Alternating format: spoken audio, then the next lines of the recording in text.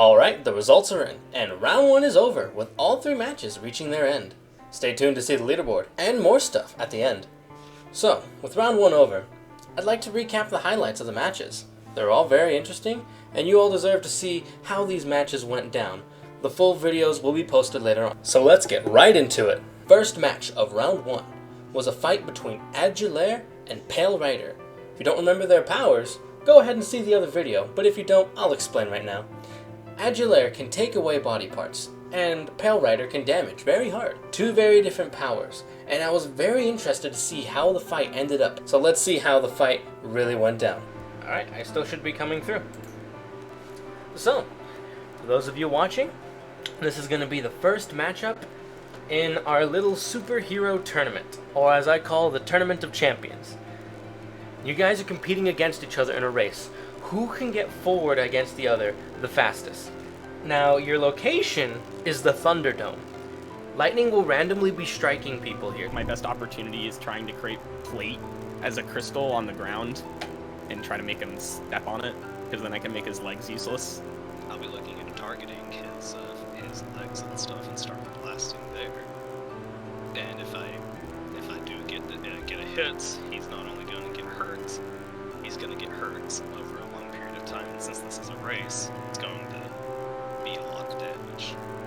Not to mention disintegration. You know disintegrate body parts. Would Adulaire in the race know what Pale Rider's power is? Yes. And vice versa? Yes. No, that's what my power is for. I'm gonna touch my ears and make them useless. Oh. Effectively made myself deaf, but I can still run. And maybe if I'm lucky, he gets struck by lightning. I have decided that the winner of the race match in the Thunderdome would go to Adulaire. Cobra and Juggernaut. If you don't remember their powers, let me help. Juggernaut can extend his limbs, and Cobra can poison anyone he hits. This match had an interesting flow to it, and with my partner Judge present, the debate was that much more intense. The game mode that you all will be facing off in. It is a rescue mission in a hostile environment. The difficulty of this is C rank. Your setting that you'll be fighting in will be a volcanic setting. Go after the opponent and then go after the trap, unless they're very injured. Possibly using a weaker version to number people. Take a survey of the area using my ability to use movement to my advantage, traversing areas that most people can't reach or cross. His ability allows him to do a lot of things that most normal people can't do, especially cross over lava lakes. Not to mention, as you said before, his power can be used as a shield, which means good protection against the hostile enemies. Extend arms and grab, then shrink like a grapple. I want to poison him with the most potent I can think of. If I think I know how poison works, like the more body that it has to like infect and like kill, the less effective like a small little thing's gonna do. The most I could do to bother him would maybe cause noises and throw objects to draw attention of the guards to his position. These are both very good ways to both mess with the other person and rescue hostages.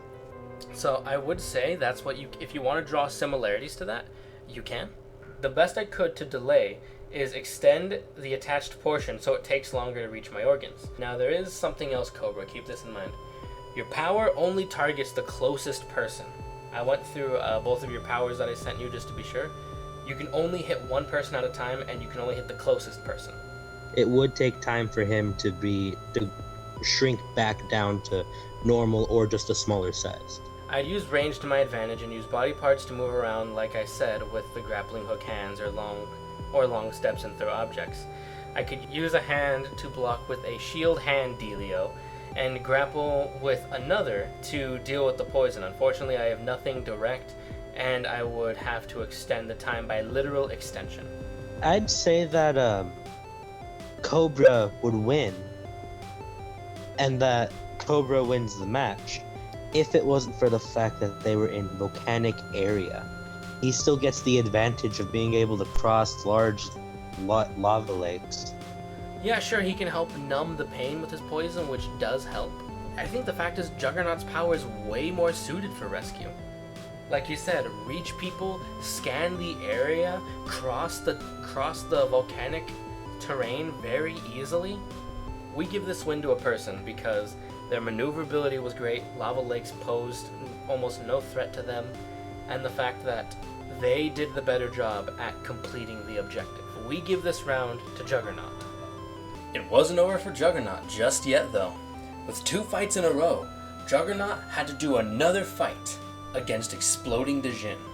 His powers of explosion really worked well against the powers of physical slams, 2 forces clashing against each other, and the results always kept me on the edge of my seat. Exploding Djinn and Juggernaut will be facing off in a durability match. Difficulty rank A. You are in a swamp. I would definitely be able to stop these bullets if I was able to rapid fire, pew pew pew pew pew. Just bam bam, like ready, go, bam bam.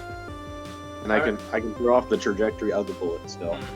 While I'm unable to move, I assume that I can still extend my limbs so I can shoot my main body into the air as far as possible and use my hands and arms to surround myself with the shield sections multi-layered if possible to slow down the projectiles as much as possible, and maybe try and hold to angle to projects to ricochet like tank armor.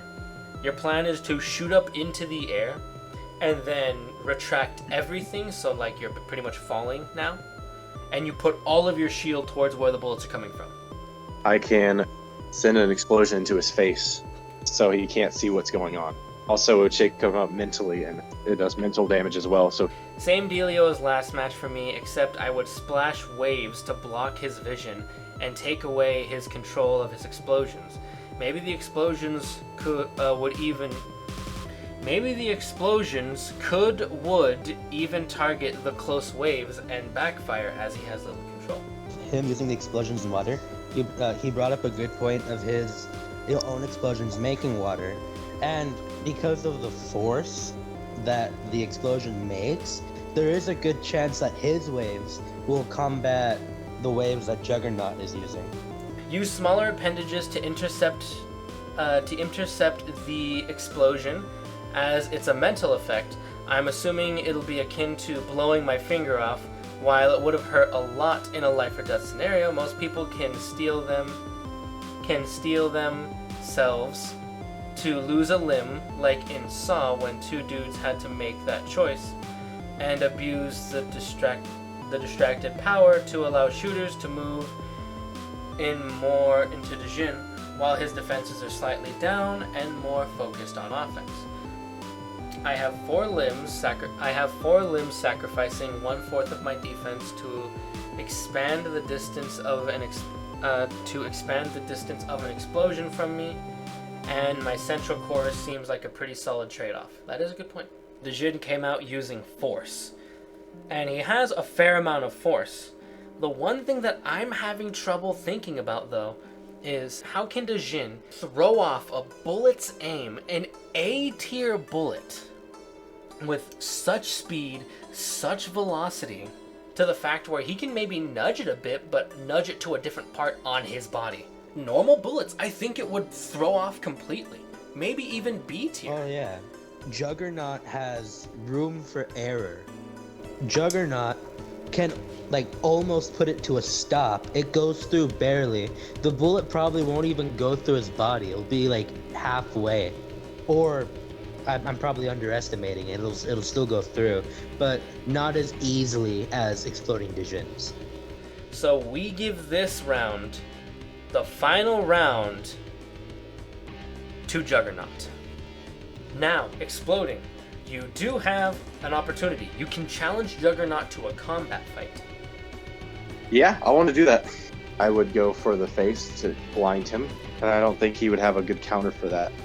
So I could come in, I would be able to knock him off guard. Use one shield like a standard shield, and use my other arm as a spear, or go Beast Titan mode and throw projectiles that can intercept the explosion and splint into smaller razor shard wood and rock. Use the moments he flinched to close the distance, so he may have to pull back to avoid friendly fire. Jin? Also, If he's planting his base, how would he like close the distance towards me? Like how would he get closer to me? And even so, he can't defend forever. If he curls up, then that gives me the advantage because he's a sitting duck at that point. Juggernaut almost had me call the victory in his name, because when he said shoot his leg like a spring and jump over to grab him, Exploding Djinn can hit him while he's in the air. And he doesn't need to hit a vital point. The force of the explosion still carries through. Since he's in the air and like not holding on to anything, he's gonna get launched backwards. Yes, and not to mention, getting up close and personal is good, but that also gives Exploding Djinn a one-way ticket past his defenses. It'll be extremely hard to defend, meaning that he'll be able to get better hits off. Like, if anything, he can go for the head while like point blank. The winner for this combat match goes to Exploding Djinn.